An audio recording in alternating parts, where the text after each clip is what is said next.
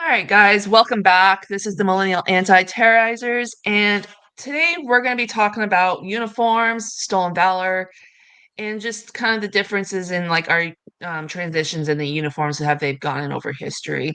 So, kind of starting off with the stolen valor, I noticed there's been some stuff kind of going around in the internet lately, and I kind of wanted to talk with you guys about this and kind of get your opinion on it. But what does it kind of feel to you when you see something like that? Because I know to me, really kind of bothers me when I see somebody trying to pretend they're somebody they're not. Even when it comes to like a picture of somebody wearing multiple branches within one uniform, and this person is screaming, "Just look at me," kind of personality. I wanted to get your guys' opinion on what you think.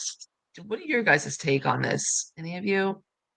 So I've only met two cooks that were in the military. Only two out of I don't know thousands of vets I've ever met getting out in the last 20 years. Two cooks. One was Army in Vietnam. The other one was Air Force, and I think he was in Afghanistan. At some Air Force base. And I have met so many Green Berets. I have met Navy SEAL apparently in Denver. That guy was interesting. I think he was UDT in Vietnam is what he was claiming.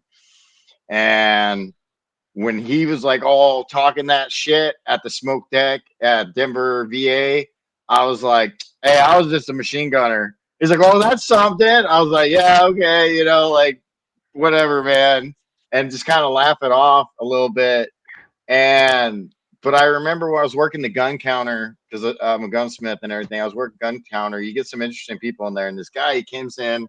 He's claiming he's a Vietnam vet. He's claiming he's a Marine, and he said he was like recon, but he was assigned to the CIA, and the whole shebang is classified. He was with the get this, he was with the 666 detail or fucking whatever they were calling it, man. And I was just like, oh, but I'm behind the counter. I'm not trying to get fired over this shit. I was like, okay, yeah, okay, sure, right, like, but only two cooks, and I told them both they should have gotten the Medal of Honor because apparently they were the ones feeding everybody in a fucking long ass war. You know, like seriously. I mean, there's nothing wrong with whatever trade you did. Even the cooks in our battalion got a little combat, but like I've met so many snipers, right? Like how many snipers have you met since you've been out? That's my little rant. Oh, I got you on that one. Um, I've seen people do it because I'm not seeing them, but like the main thing I've heard them do, like when I see videos or things like that, is they're doing it for the like you said, Beth, look at me. I'm special. I did this, and I've got my uniform on, and I look all good. And like you guys have seen, said Beth, they'll have stuff on there that ain't even pertaining to that uniform or that branch or what that person in that branch in that unit would be wearing. And so to me, I just see that as like a dude, they're just what gets me ragged on is they're taking away from what the real vets and the real people have really served, like the four of us on our channel, and claiming you did something you didn't. You know, just to get a discount or a better deal. I mean, to me, it's just I don't care what the FO is. Is you're walking around. It's to me, it's no different than walking around with a doctor's outfit, a nurse's outfit on, like you work at a hospital, or walking around and wearing a police officer's uniform. You're portraying somebody working for the government or the city, and you don't, and that kind of sends mixed messages to the other civilian populace. Like, um, like I said, it just takes away from those that are actually there and actually did that. And then sit there and claim, especially on the war front, like um, Nolan was mentioning of this other guy, oh, you were here and you did shit like this, and that. And it's like, well, That's a real bigger issue than just walking around wearing the uniform. You're now stating you were somewhere in combat and conflict and did something and have these medals, and you also don't. I mean, it's one of the it does gyrate me up a bit when I see it or hear about it. Personally, I don't think I've seen any, but I mean, I've heard a couple stories from some people that I've met that said they were in, but their story only goes as far as boot camp and got injured and PCS'd out or something like that, or they spent less than a year in, and then for whatever reason they got PCS'd out.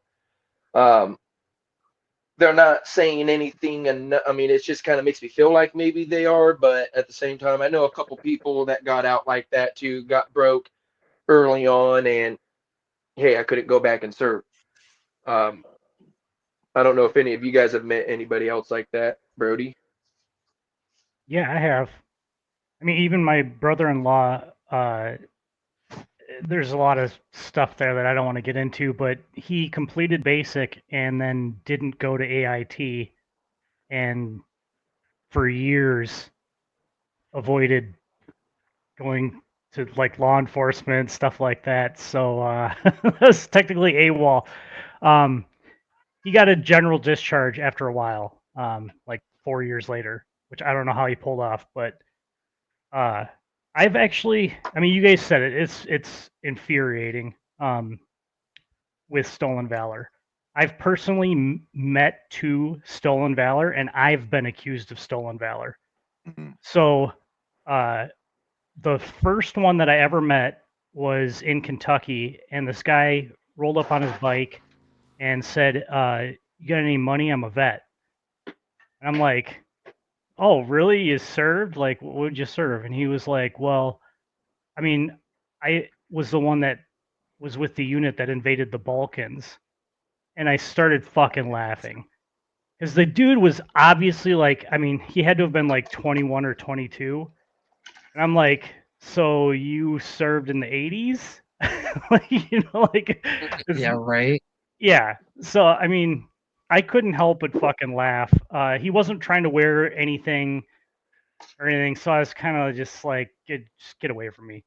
The second one was in Colorado, and the guy had on BDUs, tennis shoes, he had a beard, and he had colonel rank and major rank on BDUs, but then also had the patches that you would put on our dress uniforms, and it was sergeant first class. And I'm like, dude, um, I kind of started engaging with him, and I realized quickly this is not going to be going the way that I want because I don't want assault charges. So my wife was pulling me away and shit like that, and I kind of realized, you know what? I'm never ever going to engage them ever again because that's just I don't need to go to jail. I don't need that shit. So, Yeah, uh, but it is hard to walk away from that shit because man, you just want to smash them into the ground.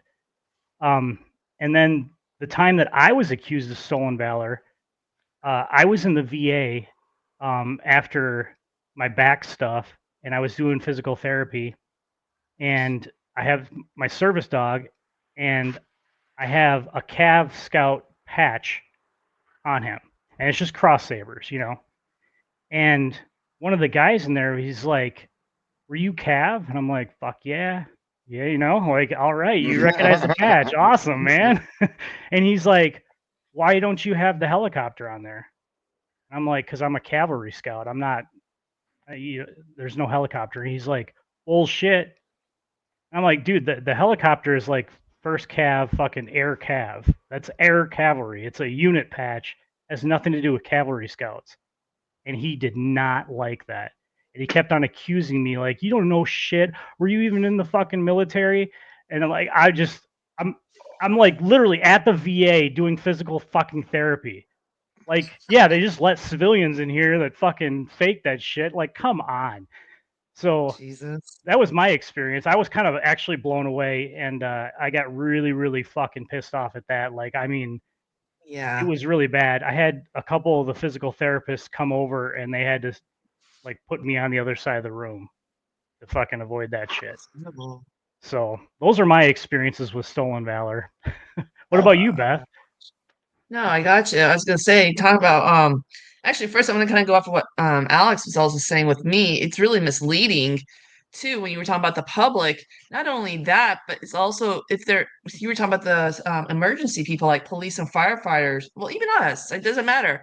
We're the ones that we are the go-to, and if you're pretending to be somebody you're not, and like, you only cause more problems with whatever the situation may be, or you're giving them false hope that you're somebody that's going to be there to protect them in some way, shape, or form. But with somebody like myself on the other end, being a veteran, it really upsets me because we've been through it.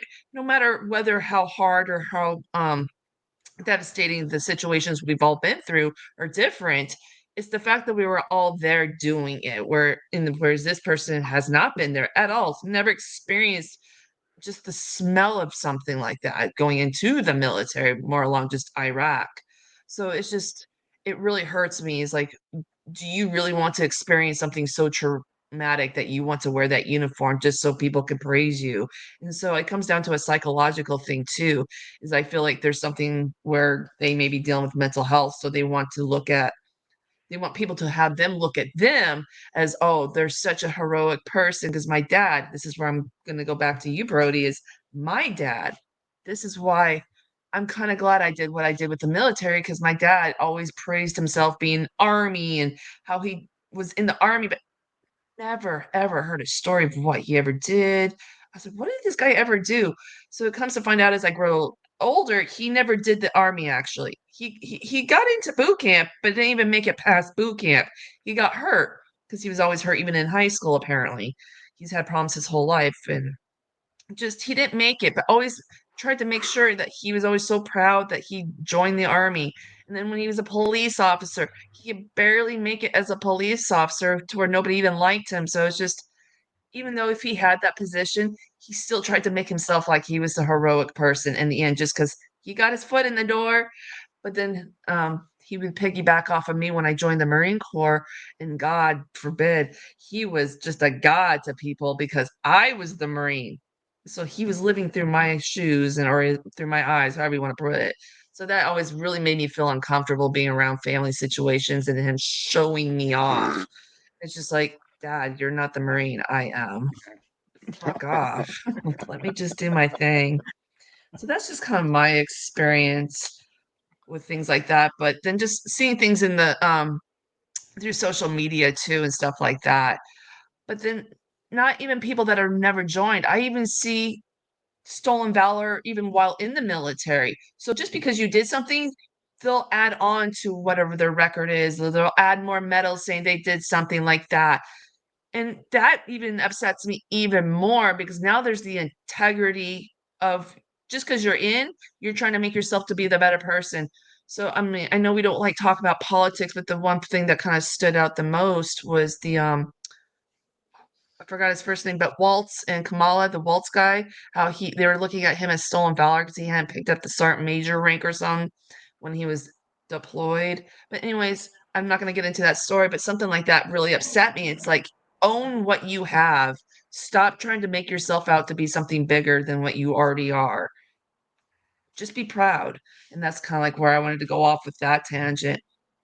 But kind of moving on, like I wanted to kind of shift gears a little bit, other than just stolen valor. Let's talk about uniforms within themselves too.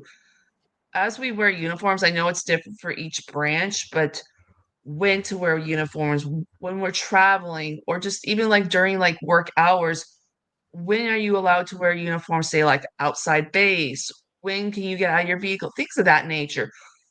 I just want to I'll kind of start it with you guys. Like the things I noticed with our uniforms, we don't really wear dress uniforms as much.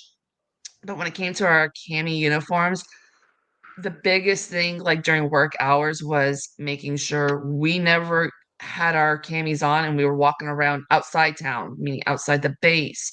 So like we couldn't go get lunch at a McDonald's and walk inside unless it was within a like actual base restricted area. So examples like we had our subway and stuff like that. we had to always go through the drive-through, but coming back in, it was always fine, but not walking out and about. That was a big thing. They really were really restricted to just wearing your civilian gear and stuff like that. Like, I know a lot of us are Marines, but Brody, what was it like that for you? Like when you had to wear your uniforms? Did you have any restrictions to that? Yeah, so I mean, I was mainly in Europe, so there's a lot of enemies, like the Turks, for example. Turkish people hate Americans over there. So we were advised right away, never leave post in uniform ever.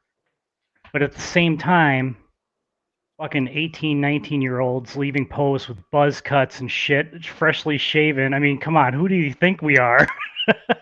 Yeah. So, I mean, it was kind of like stupid and made sense at the same time. I mean, it fits in with our Cav Scout. We want to be unseen most of the time, unless you're armor. Um, so, yeah, even traveling on flights back to the States, we were advised against wearing anything that showed that we were U.S. soldiers. Like we even had, like we couldn't take like, like an army backpack, and get on flights or anything like that. They wanted us to get civilian looking bags and everything. So, yeah. Okay. And any of you guys, was it different on Pendleton or something like that? Nolan, Alex, any of you guys, did you guys have different rules than like we did on the Air Wing side at least? It was like that for No, us. it was so basically, if you're going out in town, you have to be in civilian attire. You have to be in a service outfit, something like that. But if you're out in town in a service uniform, that's the green slacks and the tan shirt.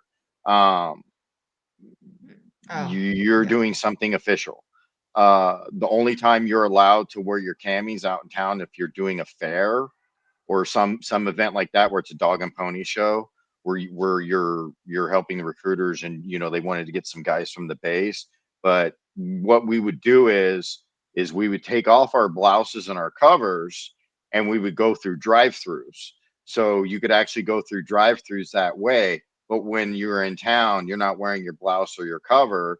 And like if you had to get out while traveling to go to a restroom and you got caught like that, you're going to get in trouble for those type of things. There is when you're traveling on an airport, you would wear your uniform because you would get discounts, you get free drinks, things like that. But the Army allows you not to wear. This is us wearing our service outfit, so we're even wearing the green jackets or something like that. Yeah. Uh, Because the the Army can travel in their ACUs, their battle dress uniforms, and Marines don't get to travel out in town with that. And they can say really that it was because of the enemy or somebody spit on you or something like that, but in reality, it was you didn't want to look like a shitbag wearing your field uniforms out in town. So it's more of how you present yourself to the public, because if you're from a near base, you can tell who's in the military. You can see their dog tag chain, you can see their tan line from their cover, you can see their haircut, they're clean shaven, they might have their shirt tucked in with a belt. Like it's quite obvious who's who. But civilian attire, when you are wearing civilian attire, that is heavily regulated as itself. You have to have your shirt tucked in if it's a non-button or collar shirt. So that's why you see a lot of guys when they go out in town, they're wearing a button or collar shirt, so they don't have to tuck that shit in like a dweeb. right. You got anything to add on to that, Alex, or do you feel like you kind of agree? Yeah, it was pretty much like that, but like um with those service uniforms, it was like same deal. Like you're not going out in town unless you know you're not wearing those out in town unless it is something that's a military function going on. Yeah. I think they kind of were about my time when I was in were a little bit at ease and relaxed on it with the service uniform. So like if it was like a Charlie inspection that Friday, and some parents got those parent teacher conferences and it happens to line up on that same day, it was like, oh, hey, you can go deal with that conference in uniform because you're in the service Charlies. That was the day of the uniform on base for this inspection, or unit wide. We're doing this now every Friday. We're wearing Charlies. If you're like mainly working in the office and whatnot, then they were kind of a little bit relaxed on that with the parent, with the Marines that were parents that like, hey, I got to go deal with this. But if you were in digis, it'd be like, okay, you need to go change over, make it quick because you got to go change over, get into civilian tire, and then head out if you're going out in town for something like a parent teacher conference. Right. I know sometimes there was a time where we did wear uniforms outside. We weren't even near a base. Well, we were, but I think of recruiting duty a little bit. They wear camis outside in town because I remember there was a time I had to go to a fair or some type of, I don't know what some kind of gathering, and they used our recruiting station to kind of promote us. And we went out there and put up the pull-up bar, and I remember just being in my camis at the time. And so So that's times we would wear it. for the recruit, yeah, that's the only authorization is on the recruiter's aspect, because the recruiter has to showcase it's like a publicity thing. And they have to showcase every single type of uniform that your branch wears, and then wear those during those appropriate functions. Because being in ROTC back in my high school years, that's where I would see a lot of that, and I would talk with the recruiters about that. Hey man, why are you wearing this, sergeant? Why are you wearing that, staff sergeant? How did you get your dress white, staff sergeant? Isn't that only for the officer? And it's like hey, they incremented. This is a dress uniform now for the enlisted to wear, or this is what we're wearing because we're out. Because they used to come over to our school. The recruiters in Palm Springs Unified School District, in that area, Desert Hot Springs was the only high school that was Marine Corps. So the recruiters from Palm Desert and up in Yucca Valley would come down to our school and do one of those meets where they throw up all the stuff, little obstacle courses for the kids to try to run through, and the pull up bars. They brought the Marine Corps Humvee down, but they were all wearing their camis, and only I believe everybody was in camis because everybody was running through the courses. The recruiters were there, the cadets were there, some other high schoolers. We were trying to use that as like a hey, you guys think this is cool? Join ROTC. We'll be doing the same stuff, and you'll kind of deal. And then we would see them in their other uniform. They would mainly come to the school in their deltas, the the khaki shirt with their dress blues and their dress Yeah. blue cover. But then there was a time it was we had a ceremony going on, and I had seen my recruiter was Staff Sergeant Rees, and I don't forget what the class is, but he wore the dress blue jacket with the dress white slacks. Dress white? Oh, okay. Yeah, no, in Washington D.C. it's the dress whites. So like you see like the commandant own and the president's Oh, own bands play. They have the dress so white they have slack. specific. Yeah, it's the mess Oh, dress. I think it's called mess dress. Yeah, because the officers, if they're wearing full dress whites, have the white blouse with it too, from what I was told. And I've seen only on I don't even think we've only seen it once because the lieutenant colonel of our program was talking about it, and he said he'd bring his uniform in to show us the whole deal. So he did that one time, once or twice throughout the year, or throughout the 4 times I was there. But the recruiters will wear the mess dress, and it's like one of those, or again, they're showcasing the uniform types that we have. And on occasion of what would be happening and going on, they would be wearing that in the office. And if they're going around town doing something, it would be at a school function or at a job fair or somewhere where they're showcasing, hey, dude, we're from the Marines. We're gonna here on a, here's our booth, here's our pamphlets, doing their recruiting duty. So that's like that's the only authorization that I know is that recruiters got the pole. Okay. Well, let's talk about like traveling too, not just like being out in town. Because I know for us being Marines, it's very strict for us. Like especially I was always told never travel in your dress uniforms, like flying or if, not that you ever really hear about trains or anything like that, but just or buses, but definitely flying, never wear your dress uniforms. More as they told us, it's just more of a target, but then also just to not even wrinkle your uniforms as well.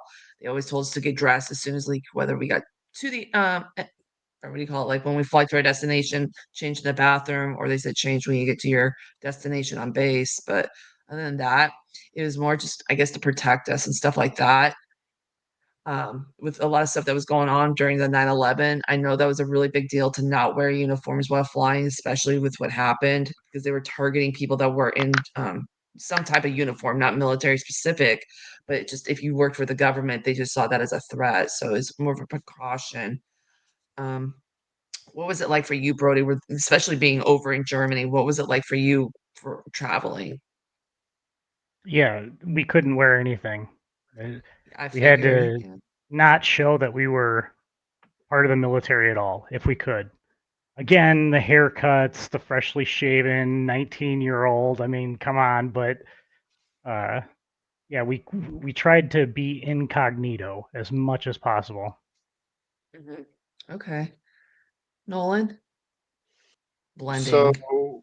we had medium and low regs haircuts. If you got a low reg, which your chain of command will let you do that, you could pretty much blend in with college boys.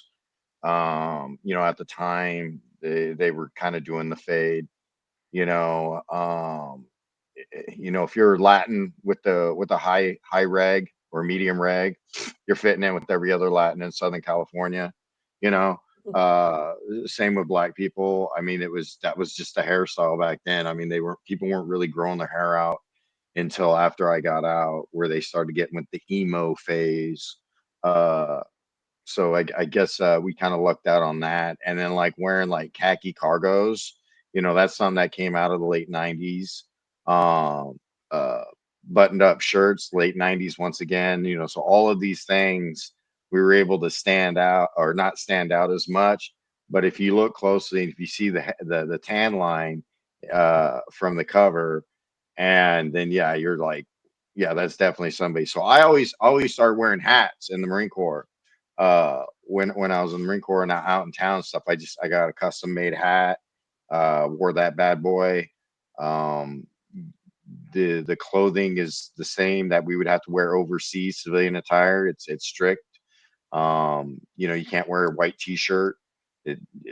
It's considered a part of the uniform if you wear like a white t-shirt. There's a bunch of weird BS. But back then I traveled in my uniform. Like I remember I traveled to Utah and I had to go through like Bakersfield to San Francisco to Salt Lake, and then Salt Lake I got a direct red eye over to San Diego when I went back. And I was doing this on leave, and it was after 9/11, and I had a sea bag, and because I was going to stay out in Utah for like 2 weeks, and I did that, and I went in uniform. So they told us to go in uniform, so the public uh, or so TSA or Homeland Security, whoever was formed, knew that we were military. But I still got checked. I think I got checked 3 out of the 4 flights. I got checked. So it was ridiculous. There it goes. The JROTC guys, your uniforms are definitely different than the military themselves. What, like, not the dress uniforms, but the camis themselves. Do you guys have some type of uniform that you guys wear? In RTC, yeah, we wore exactly the same thing the Marines were issued. Camis. When Okay. I went through my freshman year, we had woodland. We had woodland camis with the black boots. So my freshman class was like the last class to like get the spit shining deal going down and all, spit shining the boots, and we were issued the pickle suit. You get the Charlies, you get the khaki shirt, the the OD green slacks, and the piss cover. And Hmm. on the sides of the on our shoulders, we had patches shown on. One would say um, JROTC, U.S. Marine Corps JROTC, and the other one was a high school patch. And then we wore name tags um, signifying, you know, that had the same thing, had a little high school emblem or whatnot on it that we had gotten. But that was freshman year. Going into my sophomore year and further on, they switched the camis to the digis, and they switched the boots to the desert tans. Okay. And we had to really start wearing our name tag with our name on it that had the school emblem on the side of it, and then the strip that would say U.S. Marines said MCJ ROTC on it. Okay. And with the other uniform, the only other way you got blues was if you was on the drill team and the color guard. So being able to wear the dress blues was like, hey, you're on. And when we wore the dress blues, it was the full blue. So we had the black, the jacket, the garrison hat, the blue slacks with the blood stripe. And at first, once only being on color guard, we would get core frames. So like all the other cadets on their dress uniforms would just get the older style dress shoes that we would have to polish. Okay. But we would get core frames on the drill team or color guard, and those would be like that's our competition shit. You wouldn't be wearing those unless we were doing a color guard event. Same deal again with like wearing uniforms out in town. We would only be wearing those uniforms out in town if we was doing a function, like we were marching down the parade, or they requested color guard for a groundbreaking ceremony, or um, doing some doing some event that Mass Sergeant or the Colonel was lining up that our cadets would be there to help out with. And those would be the only places we'd be authorized to be wearing the uniforms. And then stating to anybody that would come up, oh, thank you for your service, thank you for being in the Marine. No, ma'am, I am a United States I'm a high school cadet in the Marine Corps in the MCJ ROTC program. And if you were planning on, like I did, I do plan on joining up afterwards, but I'm only a sophomore, junior, senior, notifying them that no, we're just high school cadets. We're not service members. We're doing this for our program. Anything different that we did have the NCO swords. So our program had like rifles and swords for our drill teams and all, but we never really incorporated and used those swords with the uniforms. Yeah. Um, and then trying to think of anything else. We would have our ribbons for whatever awards we earned. Doing the PFTs, community service. Longevity for being in the program. Just like rewards and citations you'd get from being in the program and just doing what you're doing. You'd wear. So they teach you how the ribbons just be worn on the left side, and then we'd have our name tag on the right side for the dress uniforms. Mhm. Yeah, it was a little different in the 90s. The uniforms were different. Back then, it was the Army Class A's. It was a dark green, forest green, I guess you would say, and it had a lighter green collared shirt with a black tie. You did not Hmm. have clip-ons. We had real ties. What they would do is on the Army, on the collar, you would have in the real Army, you would have their MOS. So it'd be cross rifles, cross sabers, whatever it may be, cross cannons. in there in the ROTC, it is a pip with a torch. And then if you're an officer, instead of the pip and a torch, which is at a 45-degree angle, it is now ROTC brass, and you have to polish those. And the rank's different. So in the U.S. Army, you have bowed ranks. So you have your rocker on the bottom, and you have bowed ranks and everything, just like in the Marine Corps. And ROTC, it is a straight 45-degree cut, and then on the bottom it's completely vertical, straight. There's no rocker to it. For the officers, it's a little bit different. You don't have your typical officer rank structure. What you have is you have pips and diamonds. So one pip is a second lieutenant, and then 2 and 3, it goes up to first lieutenant, captain. And then with your diamonds, it goes from major, 1 diamond, 2 diamonds is lieutenant colonel, and then 3 diamonds is a full cadet colonel. There are no generals in the cadets, unfortunately. But that's pretty much, if you're getting up to a 3 diamond rank, he's not your school battalion commander. He is now a regimental commander or brigade commander, and they control kind of when all the schools come together and have a jamboree. But cadets probably have changed a lot in the last 25 years since I was in cadets. Oh yeah, I bet. You old fuck.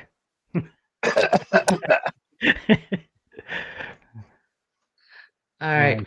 Well, that wraps up everything we got going on today. Thank you for watching, but just make sure you subscribe and keep following, and we look forward to seeing you guys again. All right. Thanks.